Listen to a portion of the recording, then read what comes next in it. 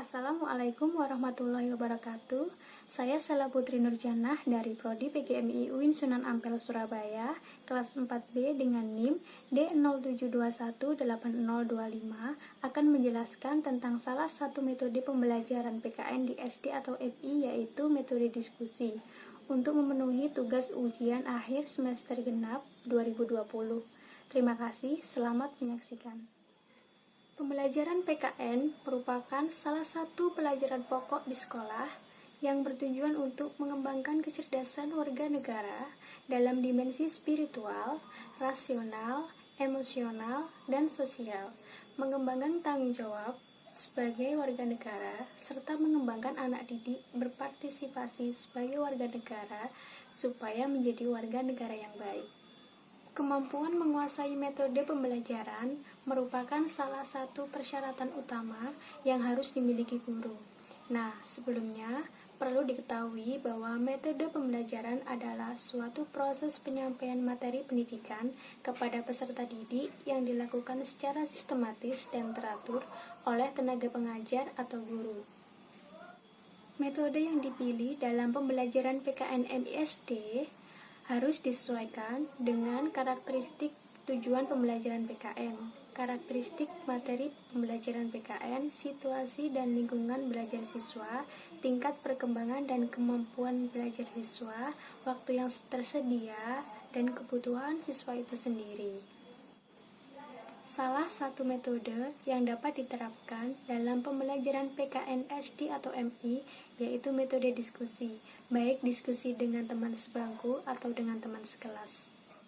Metode diskusi adalah suatu cara mengajar yang dicirikan oleh suatu keterikatan pada suatu topik atau pokok pernyataan atau problem di mana para peserta didik dengan jujur berusaha untuk mencapai atau memperoleh suatu keputusan atau pendapat yang telah disepakati bersama. Diskusi sebagai metode pembelajaran lebih cocok dan diperlukan apabila guru hendak 1. Memanfaatkan berbagai kemampuan yang ada pada siswa, 2. Memberi kesempatan kepada siswa untuk mengeluarkan kemampuannya, 3. Mendapatkan balikan dari siswa apakah tujuan telah tercapai, 4. Membantu siswa untuk belajar berpikir secara kritis, 5. Membantu siswa belajar menilai kemampuan dan peranan diri sendiri maupun dari teman-temannya. 6. Membantu siswa menyadari dan mampu merumuskan berbagai masalah sendiri maupun dari pelajaran sekolah. 7. Mengembangkan motivasi untuk belajar lebih lanjut. Lalu, kegiatan siswa dalam pelaksanaan metode diskusi sebagai berikut. 1. Menelaah topik atau pokok masalah yang diajukan oleh guru atau mengusahakan suatu problem dan topik kepada kelas. 2. Ikut aktif memikirkan sendiri atau mencatat data dari buku-buku sumber atau sumber pengetahuan lainnya agar dapat mengemukakan jawaban pemecahan problem yang diajukan. 3. Mengemukakan pendapat baik pemikiran sendiri maupun yang diperoleh setelah membicarakan bersama-sama dengan teman sebangku atau sekelompok. 4. Mendengar tanggapan atau reaksi dari kelompok lainnya terhadap pendapat yang baru dikemukakan. 5. Mendengar dengan teliti dan mencoba memahami pendapat yang dikemukakan oleh siswa atau kelompok lain. 6. Menghormati pendapat temannya atau kelompok lainnya walau berbeda pendapat. 7. Mencatat sendiri pokok-pokok pendapat penting yang saling dikemukakan oleh teman baik setuju maupun bertentangan. 8. Menyusun kesimpulan-kesimpulan diskusi dalam bahasa yang baik dan tepat. 9. Ikut menjaga dan memelihara ketertiban diskusi. 10. Tidak bertujuan untuk mencari kemenangan dalam diskusi, melainkan berusaha mencari pendapat yang benar yang telah dianalisa dari segala sudut pandang. Kelebihan metode berdiskusi yaitu 1. mendidik siswa untuk belajar mengemukakan pikiran atau pendapat. 2. Memberi kesempatan kepada siswa untuk memperoleh penjelasan-penjelasan dari berbagai sumber data. 3. Memberi kesempatan kepada siswa untuk menghayati pembaharuan suatu problem bersama-sama. 4. Melatih siswa untuk berdiskusi di bawah asuhan guru.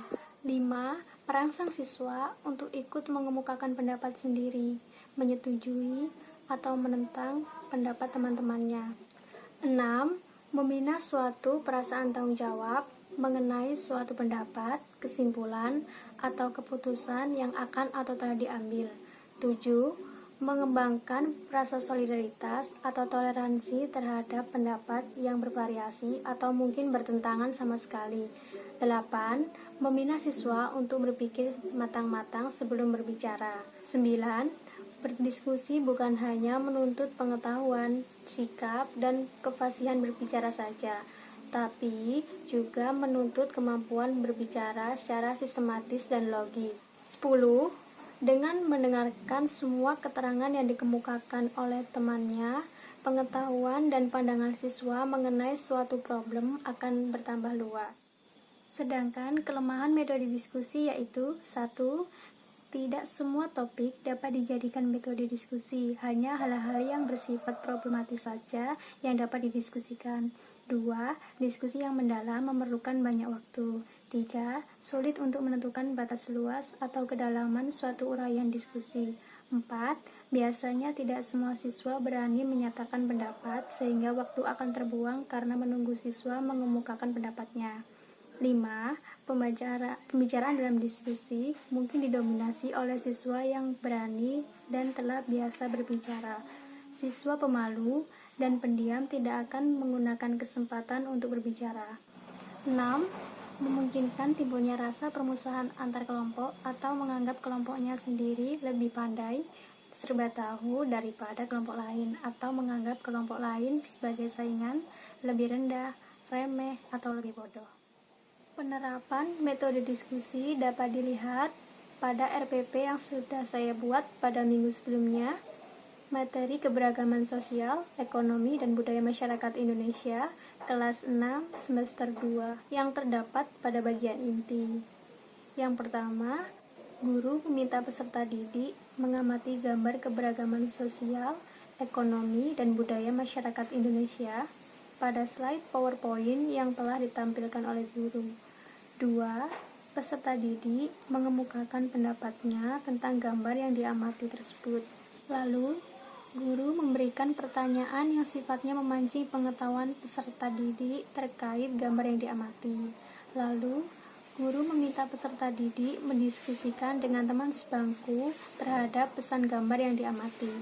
Kemudian, guru dan peserta didik aktif melakukan tanya jawab tentang materi keberagaman sosial, ekonomi, dan budaya masyarakat Indonesia. Lalu, guru memberikan penjelasan tambahan dan penguatan yang dikemukakan oleh peserta didik tentang hasil kajiannya. Berikut lebih jelasnya.